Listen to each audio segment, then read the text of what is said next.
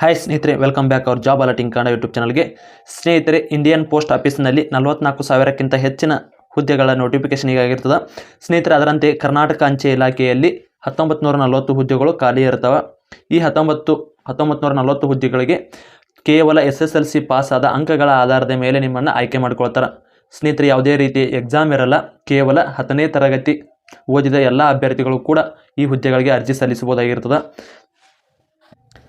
ಹಾಗಿದ್ರೆ ಎಷ್ಟು ಅಂಕಗಳನ್ನು ಪಡೆದ ಅಭ್ಯರ್ಥಿಗಳು ಅರ್ಜಿ ಸಲ್ಲಿಸಬಹುದು? 1:1ಗೆ ಆಯ್ಕೆ ಆಗಬೇಕಾದ್ರೆ ಅಭ್ಯರ್ಥಿಗಳು ಎಷ್ಟು ಪರ್ಸೆಂಟೇಜ್ ಮಾಡಿದರೆ ಆಯ್ಕೆ ಆಗ್ತಾರೆ ಎಂಬುದನ್ನು ಈ ವಿಡಿಯೋದಲ್ಲಿ ಸಂಪೂರ್ಣವಾಗಿ ತಿಳಿಸ್ಕೊಳ್ತೀನಿ. ವಿಡಿಯೋನ ಸ್ಕಿಪ್ ಮಾಡದೆ ಕೊನೆಯವರೆಗೆ ನೋಡಿ. ಇದೇ ರೀತಿ ಕಂಟಿನ್ಯೂಸ್ ಅಪ್ಡೇಟ್ ಆಗಿ ನಮ್ಮ ಚಾನಲ್ನ ಸಬ್ಸ್ಕ್ರೈಬ್ ಮಾಡಿಕೊಳ್ಳಿ. ಹಾಗೆ ಟೆಲಿಗ್ರಾಮ್ ಗ್ರೂಪಿಗೆ ಕೂಡ ಜಾಯ್ನ್ ಆಗಿ.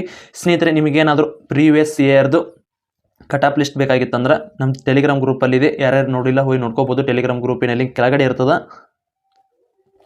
ಸ್ನೇಹಿತರೆ, ಈ ಹುದ್ದೆಗಳಿಗೆ ಅರ್ಜಿ ಸಲ್ಲಿಸಲು ಪ್ರಾರಂಭ ದಿನಾಂಕ, ಕೊನೆಯ ದಿನಾಂಕ ನೋಡೋದಾದರೆ ಅರ್ಜಿ ಸಲ್ಲಿಸಲು ಪ್ರಾರಂಭ ದಿನಾಂಕ 15/7/2024 ಆಗಿದ್ದರೆ ಅರ್ಜಿ ಸಲ್ಲಿಸಲು ಕೊನೆಯ ದಿನಾಂಕ ಬಂದು 5/8/2024 ಆಗಿರ್ತದೆ.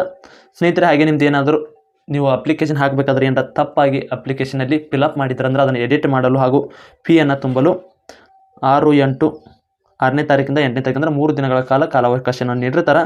ಅದನ್ನು ಅಪ್ಲಿಕೇಶನ್ ಹಾಕುವಾಗ ಆಲ್ಮೋಸ್ಟ್ ಎಲ್ಲರೂ ಸರಿಯಾದ ರೀತಿಯಲ್ಲಿ ಅದರಲ್ಲಿ ಅಪ್ಲಿಕೇಶನ್ ಹಾಕುವಾಗ ನಿಮ್ಮ SSLC ಮಾರ್ಕ್ಸ್ ಕಾರ್ಡ್ ಜೊತೆ ನಿಮ್ಮ ಆಧಾರ್ ಕಾರ್ಡನ್ನು ಇಟ್ಟುಕೊಂಡು ಅದರಲ್ಲಿ SSLC ಮಾರ್ಕ್ಸ್ ಕಾರ್ಡಲ್ಲಿ ಯಾವ ರೀತಿ ಹೆಸರಿದೆ, ಡೇಟ್ ಆಫ್ ಬರ್ತ್ ಇದೆ, ನಿಮ್ಮ ಸ್ಕೋರ್ ಎಷ್ಟು ಅನ್ನೆಲ್ಲ ಪ್ರತಿಯೊಂದು ಕೂಡ ಅಪ್ಡೇಟ್ ಮಾಡಬೇಕಾಗಿರ್ತದೆ. ಸ್ನೇಹಿತರೆ, ನೀವೇನಾದರೂ ಇನ್ನೂ ಅಪ್ಲಿಕೇಶನ್ ಹಾಕಿಲ್ಲ ಅಂದರೆ ಮೊಬೈಲ್ನಲ್ಲಿ ಅಪ್ಲಿಕೇಶನ್ ಯಾವ ರೀತಿ ಹಾಕೋದಂತ ನಮ್ಮ ಚಾನಲಲ್ಲಿ ವಿಡಿಯೋ ಅದನ್ನು ಕೆಳಗಡೆ ಕೊಟ್ಟಿರ್ತೀನಿ. ಇನ್ನೂ ಯಾರು ನೋಡಿಲ್ಲ ಹೋಗಿ ನೋಡಿ ಅಪ್ಲಿಕೇಶನ್ ನೀವು ಹಾಕ್ಬೋದಾಗಿರ್ತದೆ.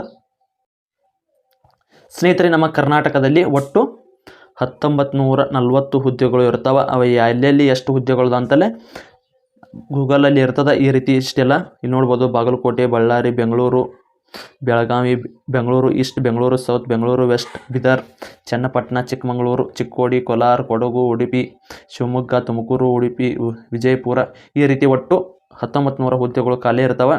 ಸ್ನೇಹಿತರೆ, ಮೊದಲಿಗೆ ನೀವು ಏನು ಅಬ್ಸರ್ವ್ ಮಾಡ್ಬೇಕಂದ್ರೆ ನಮಗೆ ಕಡಿಮೆ ಅಂಕಗಳದಪ್ಪ. ನಮ್ಮ ಕಡಿಮೆ ಅಂಕಗಳಿದ್ದು ಕೂಡ ಅರ್ಜಿ ಯಾವ ಡಿಸ್ಟಿಕ್ಗೆ ಸಲ್ಲಿಸಬೇಕು, ಅಂದರೆ ಅದರಲ್ಲಿ 70-80 ಆದ ಅಭ್ಯರ್ಥಿಗಳು ಯಾವ ರೀತಿ ಅರ್ಜಿ ಸಲ್ಲಿಸಬೇಕಂತ ನೋಡೋದಾದ್ರೆ ಸ್ನೇಹಿತರೆ, ಇದರ ಮೊದಲು ಬ್ಯಾಕ್ಗ್ರೌಂಡನ್ನು ತಿಳ್ಕೊಣ. ಮೊದಲಿಗೆ ಸ್ನೇಹಿತರೆ, ಕೇವಲ 68ರಿಂದ 70-80 ಒಳಗಾದ ಅಭ್ಯರ್ಥಿಗಳು ಎಲ್ಲರೂ ಆಯ್ಕೆ ಆಗ್ತಿದ್ರು. ಯಾವಾಗಂದ್ರೆ 2016, 17, 18 ಸಾಲಿನಲ್ಲಿ, ಅದರಲ್ಲಿ 19ನೇ ಸಾಲಿನವರೆಗೂ 80 ಒಳಗೆ ಅಥವಾ 85 ಒಳಗಿದ್ದ ಎಲ್ಲ ಅಭ್ಯರ್ಥಿಗಳು ಅರ್ಜಿ ಸಲ್ಲಿಸಿದವರು ಏನಿರ್ತಾರೆ 10th ಮೇಲೆ ಆಲ್ಮೋಸ್ಟ್ ಎಲ್ಲರೂ ಆಯ್ಕೆ ಆಗ್ತಿದ್ರು. ಆದರೆ 2020 ನಂತರ ಕೊರೋನಾ ಏನು ಬಂತಲ್ಲ, ಕೊರೋನಾದಲ್ಲಿ ಬಂದ ನಂತರ ಏನು ಕಡಿಮೆ ಅದರಲ್ಲೂ ಕೇವಲ ಟಿಕ್ ಮಾರ್ಕ್ ಮೂಲಕ ಏನು ಎಕ್ಸಾಮ್ ಬರೆದು ಪಾಸ್ ಆದವರೆಲ್ಲ ಆಲ್ಮೋಸ್ಟ್ ಎಲ್ಲರೂ 90 ಮೇಲೆ ಆಲ್ಮೋಸ್ಟ್ ಎಲ್ಲರೂ ಅಂಕಗಳನ್ನ ಗಳಿಸಿ ಪಾಸ್ ಆಗಿದ್ದಾರೆ. ಅವರಿಗೆ ತಮ್ಮ ಹೆಸರು ತಮಗೆ ಇಂಗ್ಲೀಷ್ನಲ್ಲಿ ಬರೆಯೋಕ್ಕೆ ಬರುತ್ತಿಲ್ಲ ಅಂದರೂ ಕೂಡ ಅವ್ರದ್ದು ಅಂಕ ಸ್ಕೋರ್ ನೋಡಿದ ಪರ್ಸೆಂಟೇಜ್ 90 ಮೇಲೆ ಆಗಿರ್ತದೆ. ಈ ಕಾರಣದಿಂದಾಗಿ ಎಷ್ಟೋ ಅಭ್ಯರ್ಥಿಗಳು, ಅದರಲ್ಲೂ ವಿದ್ಯಾವಂತ ಅಭ್ಯರ್ಥಿಗಳಿಗೆ ಸಾಕಷ್ಟು ಮೋಸ ಇದೆ. ಆದರೆ ಲಾಸ್ಟ್ ಇಯರಿಂದ 2 ನೋಟಿಫಿಕೇಷನ್ ಆಗ್ಯಾವು, 2ರಿಂದ 3 ನೋಟಿಫಿಕೇಷನ್ ಲಾಸ್ಟ್ 3 ಇಯರ್ಸ್ ಇರಲಿ. ಆ ನೋಟಿಫಿಕೇಷನಲ್ಲಿ ನೀವೇನಾದ್ರು ಕೊರೋನಾದಲ್ಲಿ ಪಾಸ್ ಆಗಿದ್ರಲ್ಲ ಅಭ್ಯರ್ಥಿಗಳು ಆಲ್ಮೋಸ್ಟ್ ಎಲ್ಲರೂ ಈ ಜಾಬ್ಗೆ ಸೆಲೆಕ್ಟ್ ಆಗಿದ್ದಾರೆ.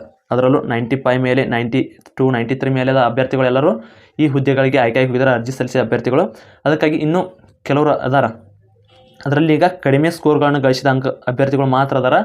ನೀವು ಯಾವ ಡಿಸ್ಟಿಕ್ಗೆ ಸೆಲೆಕ್ಟ್ ಆಗಬೇಕಪ್ಪ ಅಂತೀರ, ಮೊದಲಿಗೆ ಅಲ್ಲಿ ಪೋಸ್ಟ್ಗಳು ಎಷ್ಟು ಅದಾವ ಅಂತ ನೋಡ್ಕೋಬೇಕಾಗ್ತದೆ.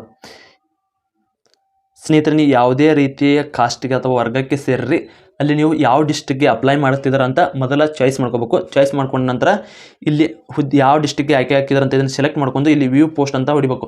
ವ್ಯೂ ಪೋಸ್ಟ್ ಅಂತ ಹೊಡೆದ ಮೇಲೆ ಅಲ್ಲಿ ಎಷ್ಟು ಪೋಸ್ಟ್ಗಳು ಅದಾವ, ಯಾವ ವರ್ಗಕ್ಕೆ ಪೋಸ್ಟ್ಗಳು ಖಾಲಿ ಅದಾವ ಅಂತೇಳಿ ತೋರಿಸ್ತಾರೆ ನಿಮ್ಗೆ. ಸ್ನೇಹಿತರೆ, ನೀವು ಯಾವುದೇ ಡಿಸ್ಟಿಕ್ದು ಕೂಡ ಅಲ್ಲಿ ಸೆಲೆಕ್ಟ್ ಮಾಡಿಕೊಂಡು ವ್ಯೂ ಪೋಸ್ಟ್ ಅಂತ ಹೊಡೆದ್ರೆ ಈ ರೀತಿ ಬರ್ತದೆ. ನೀವು ಯಾವ ಕ್ಯಾಟಗರಿಗೆ ಹೊಂದಿರ್ತೀವಿ, SC ST ಆಗಿರಲಿ, OBC ಆಗಿರಲಿ, ಜನರಲ್ ಕ್ಯಾಟಗರಿ ಆಗಿರುತ್ತೆ, EWS ಆಗಿರಲಿ, ಇನ್ನು ಯಾವುದೇ ಕಾಸ್ಟ್ಗಳಾಗಿರಲಿ, ನೀವು ಯಾವ ಕಾಸ್ಟಿಗೆ ಸೇರಿರ್ತೀರಿ ಅದರಲ್ಲೂ ನೀವೇನಾದರೂ OBC ಅಭ್ಯರ್ಥಿಗಳಾಗಿದ್ದರೆ ನಿಮಗೆ UR ಅಂತೇಳಿ ತೋರಿಸ್ತೀನಿ ನೋಡಿ ಸ್ನೇಹಿತರೆ. ಇದಕ್ಕೂ ಕೂಡ ಅರ್ಜಿ ಸಲ್ಲಿಸ್ಬೋದಾಗಿರ್ತದೆ, ಇದಕ್ಕೂ ಕೂಡ ಅರ್ಜಿ ಸಲ್ಲಿಸ್ಬೋದಾಗಿರ್ತದೆ. ಅಂದರೆ UR ಅಂದರೆ ಜನರಲ್ ಆಗಿರ್ತದೆ. ನೀವು ಹೆಚ್ಚಿನ ಅಂಕಗಳನ್ನು ಪಡೆದುಕೊಂಡಿದ್ದೀರ ಅಂದರೆ ಜನರಲಲ್ಲಿ ಸೆಲೆಕ್ಟ್ ಆಗಿದ್ದೀರ. ಒಂದು ವೇಳೆ ನಿಮ್ಮದು ಅಂಕಗಳು ಕಮ್ಮಿ ಇದ್ದಾಗ ನೀವು OBCಯಲ್ಲಿ ಸೆಲೆಕ್ಟ್ ಆದರೂ ಆಗ್ತೀರ. ಹಾಗೆ SC ST ಅಭ್ಯರ್ಥಿಗಳಿಗೂ ಕೂಡ ನೀವು SC ಅಭ್ಯರ್ಥಿ ಅಂದರೆ SC ಕೋಟಾದಲ್ಲಿ ಅರ್ಜಿ ಸಲ್ಲಿಸ್ಬೋದು. ಹಾಗೆ UR ಕೋಟಾದಲ್ಲಿ ಕೂಡ ಅರ್ಜಿ ಸಲ್ಲಿಸಲು ಅರ್ಹತೆ ಪಡೆದಿರ್ತೀರ. ಸ್ನೇಹಿತರೆ, ಈ ರೀತಿ ಒಟ್ಟು ಡಿಸ್ಟಿಕ್ದು ನೀವು ನೋಡ್ಕೋಬೇಕು. ಮೊದಲಿಗೆ ನಿಮ್ಮದು ನಿಮ್ಮ ಕಾಸ್ಟಿಗೆ ಎಲ್ಲಿ ಪೋಸ್ಟ್ಗಳು ಜಾಸ್ತಿ ಇದಾವಂತ ಅಲ್ಲಿ ನೋಡಿಕೊಂಡು ಯಾವುದೇ ಡಿಸ್ಟಿಕ್ ಆಗಿರಲಿ, ನೀವು ಏನು 1:1ಗೆ ನೀವು ಆಯ್ಕೆ ಆಗಬೇಕಾಗಿರ್ತದೆ. ಅದಕ್ಕಾಗಿ ನೀವು ಯಾವುದೇ ಉಡುಪಿ ಆಗಲಿ, ಮಂಗಳೂರು ಆಗಲಿ, ಬೆಂಗಳೂರು ನಗರ ಆಗಲಿ, ಬಾಗಲಕೋಟೆ ಆಗಲಿ, ಬೆಳಗಾವಿ ಆಗಲಿ ಯಾವುದೇ ಡಿಸ್ಟಿಕ್ ಕೂಡ ಅರ್ಜಿಯನ್ನು ಸಲ್ಲಿಸಬಹುದಾಗಿರ್ತದೆ.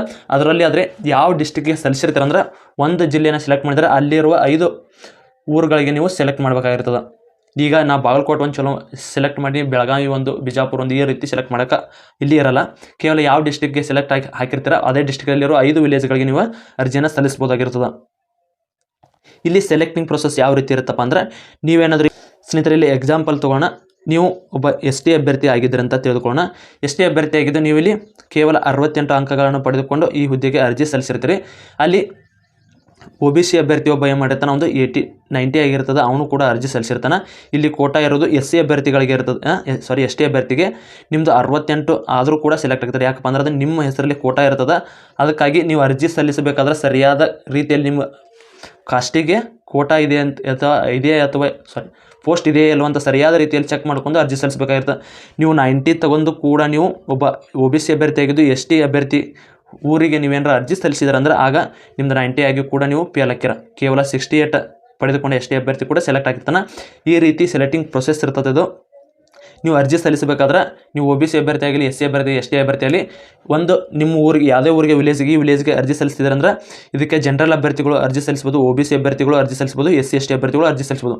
ಆದರೆ ನೀವೇನಾದರೂ SC ಅಭ್ಯರ್ಥಿಗೆ ಇಲ್ಲಿ ನೀವು OBC ಅಭ್ಯರ್ಥಿಗಳಾಗಿದ್ದು SC ಕೋಟಾ ಇರುವ ಅಭ್ಯರ್ಥಿ ಊರಿಗೆ ನೀವೇನಾದರೂ ಅರ್ಜಿ ಸಲ್ಲಿಸಿದ್ರೆ ನಿಮ್ಮದು ಔಟ್ ಆಫ್ 100 ಆಗಿದ್ರು ಕೂಡ ನಿಮ್ಮಲ್ಲಿ ಸೆಲೆಕ್ಟ್ ಆಗಲ್ಲ. ಕೇವಲ ಅಲ್ಲಿ 61 ಅಭ್ಯರ್ಥಿ ಕೂಡ SC ಅಭ್ಯರ್ಥಿ ಇತ್ತಂದ್ರೆ ಅವನನ್ನು ಸೆಲೆಕ್ಟ್ ಮಾಡ್ತಾರೆ.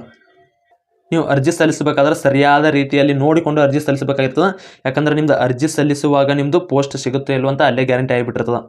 ಅದಕ್ಕಾಗಿ ಸರಿಯಾದ ಕ್ರಮದಲ್ಲಿ ನೀವು ಅರ್ಜಿಯನ್ನು ಸಲ್ಲಿಸಬೇಕಾಗಿರ್ತದೆ. ಸ್ನೇಹಿತರೆ, ಇದು ಬಂದು ಕೇವಲ 1:1 ಯಾವ ರೀತಿ ಹಿಡಿತಾರಪ್ಪ ಅಂದ್ರೆ, ನೀವು ಅಂಕಗಳ ಆಧಾರದ ಮೇಲೆ ಇರ್ತದೆ. ನೀವು ಯಾವುದೇ ರೀತಿ SC ಅಭ್ಯರ್ಥಿಗಳಿಗೆ ಅರ್ಜಿ ಸಲ್ಲಿಸಿದ್ರೆ ಅಂದರೆ ಒಟ್ಟು SC ಅಭ್ಯರ್ಥಿಗಳಿದ್ದು ಒಟ್ಟರು ಕೂಡ 65 ಆಗಿದ್ದು ಅಂತಂದ್ರೆ ಹೈಯೆಸ್ಟ್ ಅಭ್ಯರ್ಥಿದು 65 ಆಗಿತ್ತು. ಉಳಿದ ಅಭ್ಯರ್ಥಿಗಳೆಲ್ಲ 60, 62, 63 ಆಗಿತ್ತು. ಅಂದ್ರೆ ಅಲ್ಲಿ ಹೈಯೆಸ್ಟ್ ಅಂಕಗಳನ್ನು ಯಾರು ಪಡೆದಿರ್ತಾರೆ 65 ಪಡೆದ ಅಭ್ಯರ್ಥಿ ಕೂಡ ಆಯ್ಕೆ ಆಗ್ತಾನೆ.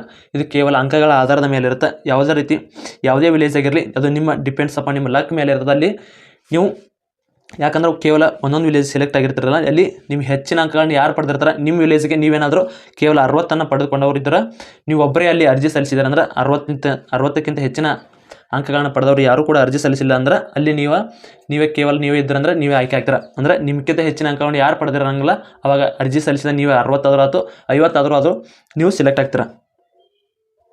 ನೀವು ಕಡಿಮೆ ಅಂಕ ಪಡೆದುಕೊಂಡಿದ್ದರೆ ನಿಮಗೆ ಯಾವ ಊರಲ್ಲಿ ಕಾಸ್ಟ್ಗಳು ನಿಮ್ಮ ಕಾಸ್ಟಿಗೆ ಕೋಟಾ ನಿಮ್ಮ ಕಾಸ್ಟಿಗೆ ಸಂಬಂಧಿಸಿದಂತೆ ಪೋಸ್ಟ್ಗಳು ಎಲ್ಲಿ ಜಾಸ್ತಿ ಇರ್ತಾವೆ ಮೊದಲಿಗೆ 1 ಅವರ್ ಅಥವಾ 2 ಅವರ್ ಅದಕ್ಕೆ ಮೀಸಲಿಡ ಸ್ನೇಹಿತರೆ ಅರ್ಜಿ ಸಲ್ಲಿಸುವ ಮುನ್ನ ಸರಿಯಾದ ರೀತಿಯಲ್ಲಿ ನೋಡಿಕೊಂಡು ಹೋಗಿ ಅರ್ಜಿ ಸಲ್ಲಿಸ್ರಿ. ಯಾಕಂದರೆ ಕೇವಲ 60 ಪಡೆದ ಅಂಕಗಳನ್ನು ಪಡೆದವರು ಕೂಡ ಆಯ್ಕೆ ಆಗೋ ಚಾನ್ಸ್ ಇರ್ತದೆ.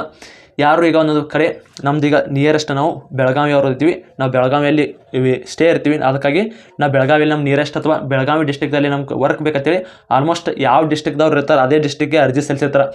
ಈಗ ನೀವೇನಾದರೂ ಬಾಗಲಕೋಟೆ ಅಭ್ಯರ್ಥಿ ಆಗಿದ್ದು ನೀವು ಆ ಕೆಳಗಿನ ಇರುವ ಉಡುಪಿ, ಮಂಗಳೂರು, ಕಾರವಾರ, ತುಮಕೂರು ಈ ರೀತಿ ಜಿಲ್ಲೆಗಳಿಗೆ ಅರ್ಜಿ ಸಲ್ಲಿಸಿದಂದ್ರೆ ನಿಮ್ಮದು ಸೆಲೆಕ್ಟ್ ಆಗೋ ಚಾನ್ಸಸ್ ಜಾಸ್ತಿ ಇರ್ತದೆ. ಆದಷ್ಟು ಪೋಸ್ಟ್ಗಳು ಎಲ್ಲಿರ್ತಾವೆ ಅದರಲ್ಲಿ OBC ಅಭ್ಯರ್ಥಿಗಳು ಅಥವಾ SC ST ಅಭ್ಯರ್ಥಿಗಳಾಗಿದ್ದರೆ ಆದಷ್ಟು ನಿಮ್ಗೆ ಜನರಲ್ ಕೋಟಾದಲ್ಲಿ ಪೋಸ್ಟ್ಗಳು ಎಲ್ಲಿ ಜಾಸ್ತಿ ಅದಾವೋ ಅದ್ರ ಜೊತೆಗೆ ನಿಮ್ಮ ಕಾಸ್ಟಲ್ಲಿ ಎಷ್ಟು ಜಾಸ್ತಿ ಪೋಸ್ಟ್ ಅದಾವೋ ಅಲ್ಲಿ ಹೋಗಿ ನೀವು ಅರ್ಜಿ ಸಲ್ಲಿಸ್ರಿ. ಕಡಿಮೆ ಅಂಕಗಳನ್ನು ಪಡೆದು ಕೂಡ ನೀವು ಆಯ್ಕೆ ಆಗ್ತೀರ. ಇಷ್ಟೆಲ್ಲ ನೋಡಿ ಕೂಡ ನಿಮ್ಗೆ ಏನಾದರೂ ಕನ್ಫ್ಯೂಸ್ ಆಗಿದ್ದರೆ ನಮ್ಮ ಟೆಲಿಗ್ರಾಮ್ ಗ್ರೂಪಲ್ಲಿ ಲಾಸ್ಟ್ ಇಯರ್ 2 ಇಯರ್ದು ಕಟ್ ಆಫ್ ಲಿಸ್ಟ್ ಇರ್ತದೆ ಆಯ್ಕೆಯಾದ ಅಭ್ಯರ್ಥಿಗಳದು. ಆ ಕಟ್ ಆಫ್ ಲಿಸ್ಟ್ಗಿಂತ ನಿಮ್ಮದು 5 ರಿಂದ 6 ಅಂಕಗಳು ಪರ್ಸೆಂಟೇಜ್ ಕಮ್ಮಿ ಆದರೂ ಕೂಡ ಆಯ್ಕೆ ಆಗ್ತಾರೆ. ಯಾಕಂದರೆ ಈಗ ಆಲ್ಮೋಸ್ಟ್ ಎಲ್ಲ ಕೊರೋನಾದಲ್ಲಿ ಪಾಸಾದ ಅಭ್ಯರ್ಥಿಗಳೇನಾದ್ರೆ ಪಾಸ್ ಆಗಿ ಹೋಗಿದ್ದಂದ್ರೆ ಜಾಬ್ಗಳಿಗೆ ಆಯ್ಕೆಯಾಗಿ ಹೋಗಿರ್ತಾರೆ. ಇನ್ನೂ ಸಾಕಷ್ಟು ಹುದ್ದೆಗಳು ಈ ಸಾರಿ 1940 ಹುದ್ದೆಗಳು ಇರ್ತಾವೆ. ಅದರಲ್ಲಿ ನೀವು ಓಡ್ ಕಟ್ ಆಫನ್ನು ನೋಡಿಕೊಂಡು ಅದಕ್ಕಿಂತ 5 ರಿಂದ 6 ಅಂಕಗಳನ್ನು ಕಡಿಮೆ ಪಡೆದುಕೊಂಡು ಕೂಡ ಯಾವ ವಿಲೇಜ್ ಅಥವಾ ಯಾವ ಡಿಸ್ಟಿಕ್ಗೆ ಏನಿರ್ತದಲ್ಲ ಆ ಡಿಸ್ಟಿಕ್ಕನ್ನು ನೋಡಿಕೊಂಡು ಅಲ್ಲಿ ಇರುವ ಕಟ್ ಆಫ್ ಲಿಸ್ಟನ್ನು ನೋಡಿಕೊಂಡು ನೀವು ಯಾವ ಡಿಸ್ಟಿಕ್ಗೆ ಅರ್ಜಿ ಸಲ್ಲಿಸ್ಬೋದು ಅಂತೇಳಿ ತಿಳ್ಕೊಬೋದಾಗಿರ್ತದೆ. ನಮ್ಮದು ಚಾನಲಲ್ಲಿ ಯೂಟ್ಯೂಬ್ ಚಾನಲ್ಲಿ ಪ್ರತಿಯೊಂದು ಡಿಸ್ಟಿಕ್ದು ಕೂಡ ಲಾಸ್ಟ್ ಇಯರ್ದು ಈ ವರ್ಷದ cut off list expected cut off list ಎಷ್ಟು ನಿಂತಿರ್ತದೆ ಅಂತ ಪ್ರತಿಯೊಂದು ಡಿಸ್ಟಿಕ್ದು ಕೂಡ ಹೇಳ್ತಾ ಬರ್ತಿದ್ವಿ. ಇನ್ನೂ ಯಾರು ನೋಡಿಲ್ಲ ನಮ್ಮ ಟೆಲಿಗ್ರಾಮ್ ಗ್ರೂಪಲ್ಲಿ ಲಿಂಕ್ ಅದ, ಹೋಗಿ ಯಾವುದೇ ಡಿಸ್ಟಿಕ್ಗೆ ಅರ್ಜಿ ಸಲ್ಲಿಸಿದವರಾಗಿರಲಿ ಪ್ರತಿಯೊಂದು ಡಿಸ್ಟಿಕ್ದು ಕೂಡ ನಿಮ್ಮದಲ್ಲಿ ಕಟ್ ಆಫ್ ಲಿಸ್ಟನ್ನು ಇರ್ತದೆ. ಹಾಗೆ ನಿಮ್ಗೆ ಏನಾದರೂ ಯಾವ ಡಿಸ್ಟಿಕ್ದಾದರೂ ಕಟ್ ಆಫ್ ಲಿಸ್ಟ್ ಬೇಕಂತಂದ್ರೆ ಕಮೆಂಟ್ ಮೂಲಕ ತಿಳಿಸಿ, ಆದಷ್ಟು ಬೇಗ ನಾವು ಅದನ್ನು ಕಟ್ ಆಫ್ ಲಿಸ್ಟನ್ನು ತಯಾರಿಸಿ ನಿಮಗೆ ಬಿಡ್ತೀವಿ. ಸ್ನೇಹಿತರೆ, ಇದಾಗಿತ್ತು ಇವತ್ತಿನ ಇದೇ ರೀತಿ ಕಂಟಿನ್ಯೂಸ್ ಅಪ್ಡೇಟ್ಗೆ ನಮ್ಮ ಚಾನಲ್ನ ಸಬ್ಸ್ಕ್ರೈಬ್ ಮಾಡಿಕೊಳ್ಳಿ. ಧನ್ಯವಾದಗಳು.